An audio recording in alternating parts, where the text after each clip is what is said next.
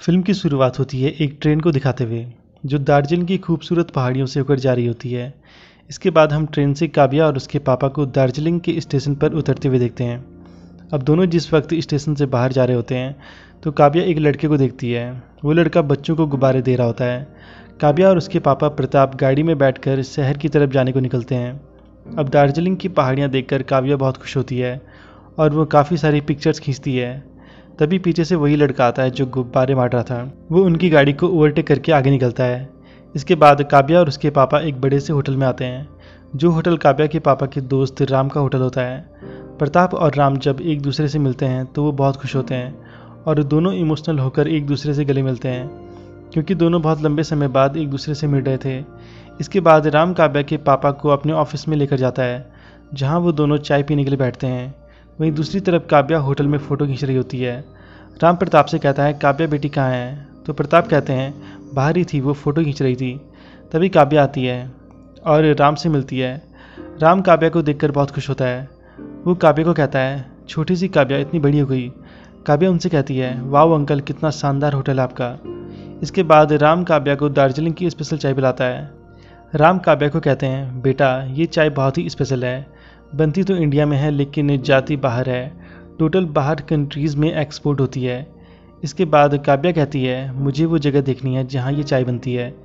उसके बाद राम कहते हैं, मैं तुम्हें चायचू कंपनी में भेज दूंगा। ये जो चाय का ब्रांड है, इस कंपनी के मालिक मेरे दोस्त हैं, मैं उनसे बात कर दूंगा। वैसे भी तुम अपने पापा के साथ दिन भर क्या करोगी, वहाँ जाओ, अच्छा लगे तो काम भी करो, लर्निंग भी होगी और अर्निंग भी होगी। इसके बाद वो काव्या के पापा से कहते हैं, हाँ तो बताओ कॉलेज कब से ज्वाइन कर रहे हो। इसके बाद काव्या के पापा एक कॉलेज में जाते हैं जहाँ वो प्रोफेसर के तौर पर ज्वाइन करने के लिए आए थे। वो वहाँ कॉलेज के प्रिंसिपल से मिलते हैं और कॉलेज ज्वाइन कर लेते हैं। फिर काव्या और उसके पापा दोनों घर आ जाते हैं। काव्या रात में अपने पापा को सोने से पहले दवाई देती है। इसके बाद अगले दिन काव्या चायचू कंपनी में जाती है जहाँ वो कुलदीप से मिलती है। कुलदीप भी उस दिन बच्चों को गुब्बारे बांट रहा था। वो काव्या को चाय की फैक्ट्री दिखाता है और किस तरह वहाँ चाय बनती है उसके बारे में बताता है। वहीं दूसरी तरफ काव्या के पापा नए कॉलेज में पढ़ाना शुरू कर देते हैं। कुलदीप काव्या को कंपनी दिखाने के बाद ऑफिस में लेकर जाता है, जहाँ वो उसे अपना ऑफिस दिखाता है। इसके बाद रात के वक्त काव्या के पापा एक डॉक्टर से बात कर रहे होते हैं। वो डॉक्टर से कहते हैं कि क्या आपकी यूएस में बात हुई? तो डॉक्टर कहते हैं, हाँ मेरी बात हुई उनसे, उनको उम्मीद भी है। उन्होंने जो नया रिसर्च किया था उसका ओरल वर्जन भी आने वाला है, मैं जल्द ही डिटेल लेकर आपको मेल कर दूंगा। इसके बाद अगले दिन काव्या चायचू कंपनी को ज्वाइन कर लेती है और अपॉइंटमेंट लेटर ले लेती है। इसके बाद कुलदीप को दिखाया जाता है जो अपनी बहन के लिए नया आईफोन लेकर आया होता है और अपनी बहन को देता है। उसकी बहन वो देखकर बहुत खुश होती है, लेकिन उसकी माँ कुलदीप को कहती है कि इतना महंगा फ़ोन इसे देने की ज़रूरत क्या है, अभी तो वो बच्ची है। तो कुलदीप कहता है, माँ अभी टाइम बदल रहा है, ये लोग कम उम्र में ही मैच्योर हो जाते हैं। अब एक दिन जब काव्या ऑफिस जा रही होती है तो कुलदीप रास्ते में मिलता है। इसके बाद कुलदीप और काव्या बाइक पर एक साथ ऑफिस जाते हैं। अब ऑफिस के बाद कुलदीप काव्या को कहता है, मैं तुम्हें अपनी फेवरेट जगह दिखाना चाहता हूँ, क्या तुम मेरे साथ चलोगी? तो काव्या कहती है, हाँ वही बलून वाली जगह। तो कुलदीप कहता है, हाँ वही। इसके बाद वो काव्या को अपने साथ उसी जगह लेकर जाता है जहाँ वो अनाथ बच्चों से मिलता है और उन्हें गुब्बारे देता है। सिस्टर काव्या से कहती है, आजकल यंग लड़के सब गर्लफ्रेंड को लेकर घूमते हैं, मस्ती करते हैं, लेकिन कुलदीप इन बच्चों के साथ खेलता है, उनके साथ वक्त बिताता है। अपनी सैलरी से हर महीने इन बच्चों के लिए टॉयज़, स्टोरी बुक्स और कपड़े लेकर आता है। मैं हर वक्त गॉड से प्रे करती हूँ कि वो हमेशा खुश रहे। अब काव्या और कुलदीप एक दूसरे के साथ काफ़ी वक्त बिताने लगते हैं। काव्या भी उन बच्चों के लिए टॉयज़ लेकर आती है और उन्हें देती है। इसके बाद कुलदीप काव्या को उस जगह लेकर जाता है जहाँ वो अक्सर आया करता है। वहाँ पहुँचने के बाद वो काव्या को आंखें खोलने के लिए कहता है। काव्या वो खूबसूरत नज़ारा देखकर बहुत खुश होती है, उसने इस तरह का नज़ारा कभी नहीं देखा था। अब एक दिन जब कुलदीप और काव्या मॉल में होते हैं तो वहाँ कुलदीप की माँ और उसकी बहन आई होती है। इसके बाद काव्या कुलदीप की माँ से मिलती है। कुलदीप ने अपनी माँ को काव्या के बारे में बताया था। कुलदीप की माँ जब काव्या से मिलती है तो उन्हें काव्या बहुत पसंद आती है। कुलदीप की माँ काव्या को उसके पापा के साथ उनके घर खाने पर आने को कहती है। इसके बाद रात के वक्त काव्या के पापा और काव्या डिनर पर कुलदीप के घर आते हैं। डिनर के बाद वो सब एक दूसरे से काफ़ी बातें करते हैं। अब एक दिन काव्या और कुलदीप क्लब में जाते हैं। वहाँ एक लड़का काव्या को गलत तरीके से छूता है। इसके बाद जब काव्या उस लड़के को थप्पड़ मारती है तो वो लड़का काव्या पर हाथ डालता है। इसके बाद कुलदीप उसका हाथ पकड़ता है और उसे बहुत पीटता है। इसके बाद और भी गुंडे कुलदीप को मारने आते हैं, जिसके बाद कुलदीप उन सब की धुलाई कर देता है। काव्या ये देखकर डर जाती है और वो क्लब से बाहर चली जाती है। उन सब गुंडों को पीटने के बाद कुलदीप काव्या को ढूंढता है, मगर वो क्लब में नहीं होती। इसके बाद जब वो बाहर आता है तो काव्या बाहर चेयर पर बैठी होती है। कुलदीप काव्या से कहता है, क्या हुआ, इतनी अपसेट क्यों हो? मेरे होते हुए तुम्हें कुछ नहीं हो सकता, मैं हमेशा तुम्हारे साथ हूँ। जिस पर काव्या कहती है, क्या बोल रहे हो तुम जानते क्या हो मेरे बारे में? इसके बाद कुलदीप काव्या को आई लव यू बोलकर प्रपोज कर देता है। ये सुनकर काव्या खड़ी हो जाती है और हैरानी से देखने लगती है। कुलदीप काव्या से कहता है, क्या हुआ? तो काव्या कहती है, वही जो नहीं होना था। ये बोलकर वो वहाँ से घर को चली जाती है। इसके बाद से वो कुलदीप को बहुत इग्नोर करने लगती है। वो उससे बात भी नहीं करती। इससे कुलदीप काफ़ी परेशान हो जाता है। वो हर वक्त बस उसी के बारे में सोचता रहता है। फिर एक दिन जब काव्या मॉल में आई होती है तो कुलदीप उससे कहता है, आई एम सॉरी, आखिर क्या हो गया, ऐसा क्यों कर रही हो मेरे साथ? मैं तुमसे बात करने के लिए तरस रहा हूँ और तुम मुझे अवॉइड किए जा रही हो। आखिर मेरी गलती क्या है? मैं हर वक्त बस तुम्हारे बारे में ही सोचता रहता हूँ। मैं तुम्हें खोना नहीं चाहता। तभी अचानक से काव्या बेहोश होकर ज़मीन पर गिर जाती है। इसके बाद कुलदीप काव्या के डैड को फ़ोन करता है और उन्हें काव्या के बारे में बताता है। फिर वो उसे हॉस्पिटल लेकर जाता है। अब हॉस्पिटल में काव्या के पापा कुलदीप को बताते हैं कि काव्या को कैंसर है और उसके पास ज़्यादा टाइम नहीं है, उसके पास सिर्फ 6 महीने हैं। ये सुनकर कुलदीप के पैरों तले ज़मीन खिसक जाती है। उसे ये जानकर बहुत दुख होता है। इसके बाद जब काव्या हॉस्पिटल से डिस्चार्ज होती है तो वो कुलदीप से अपने बिहेवियर के लिए माफ़ी भी मांगती है, लेकिन कुलदीप उससे नाराज़ नहीं था, क्योंकि कुलदीप को मालूम था कि काव्या ने ये जानबूझकर किया था। इसके बाद घर पर कुलदीप की माँ जब कुलदीप को उदास देखती है तो वो कुलदीप से कहती है, 6 महीने बहुत होते हैं बेटा। काव्या के पापा ने मुझे सब बताया।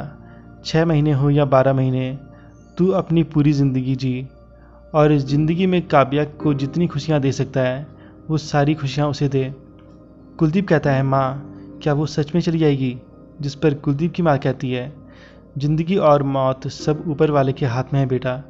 इसके बाद अगले दिन जब कुलदीप लाइब्रेरी गया होता है तो वहाँ उसे एक बुक मिलती है जिसका नाम होता है बिफोर यू डाई। वो उस किताब को पूरा पढ़ता है और फिर वो काव्या के घर जाता है। वो काव्या से कहता है, हमारे पास जितना भी टाइम है हम उसे ऐसे जिएंगे जैसे किसी ने नहीं जिया होगा। तो काव्या कहती है, वो कैसे? तो कुलदीप कहता है, इस किताब में 301 विशेष हैं जिनको मरने से पहले पूरा किया जा सकता है। ये सुनकर काव्या काफ़ी एक्साइटेड हो जाती है।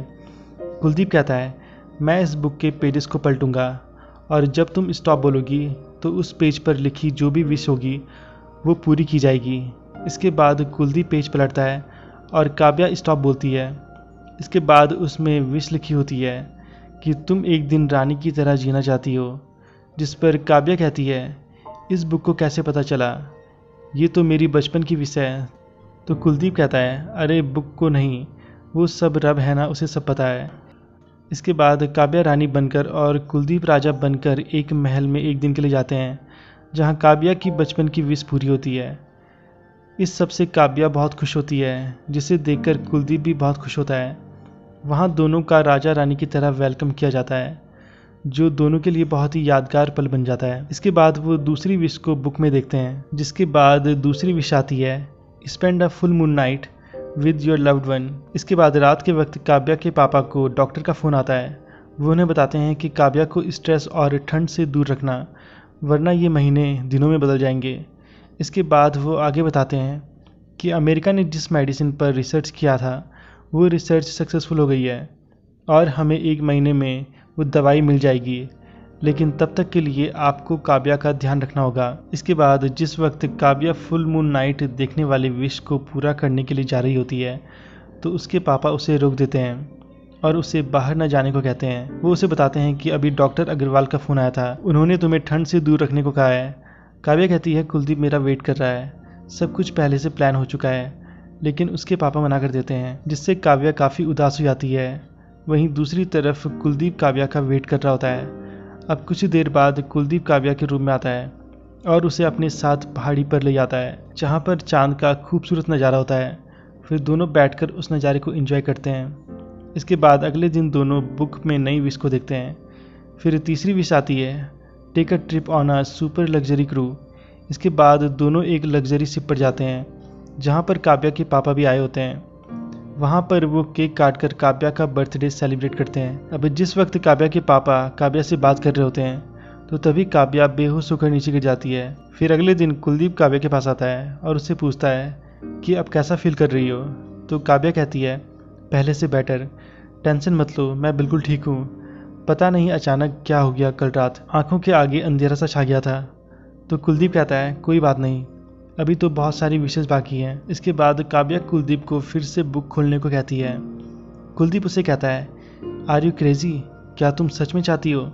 तो काव्या कहती है, अभी तो ज़िंदगी जीने का मज़ा आ रहा है मेरे दोस्त। इसके बाद कुलदीप उस बुक को ओपन करता है। इसके बाद विश आती है, experience the biggest festival on the earth. जिस पर काव्या कहती है, आई नो, दुर्गा पूजा। तो कुलदीप कहता है, हाँ। इसके बाद दोनों कोलकाता चले जाते हैं जहाँ वो दोनों पहले कोलकाता घूमते हैं, पानीपुरी खाते हैं और फिर दुर्गा पूजा में जाते हैं।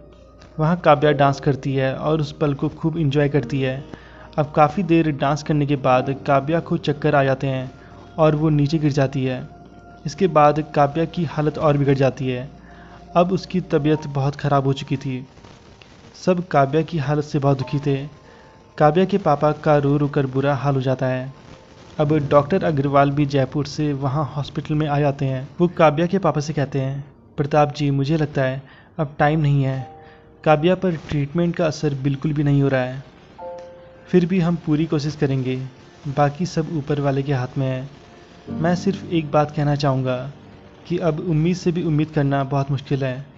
इसके बाद कुलदीप काव्या के पापा के पास आता है और पूछता है, डॉक्टर ने क्या कहा अंकल? तो काव्या के पापा उसे सब बताते हैं। कुलदीप काव्या के पापा से कहता है, देखिए, एक ना एक दिन तो ऐसा होना ही था अंकल, अपने आप को संभालिए। काव्या के पापा कहते हैं, मैं उसके बिना कैसे जीऊँगा? तो कुलदीप कहता है, देखिए, अभी उसे कुछ नहीं हुआ है और ऊपर वाले पर भरोसा रखिए, वो सब कुछ ठीक कर देगा। आप खुद को संभालिए। इसके बाद कुलदीप काव्या के पास जाता है।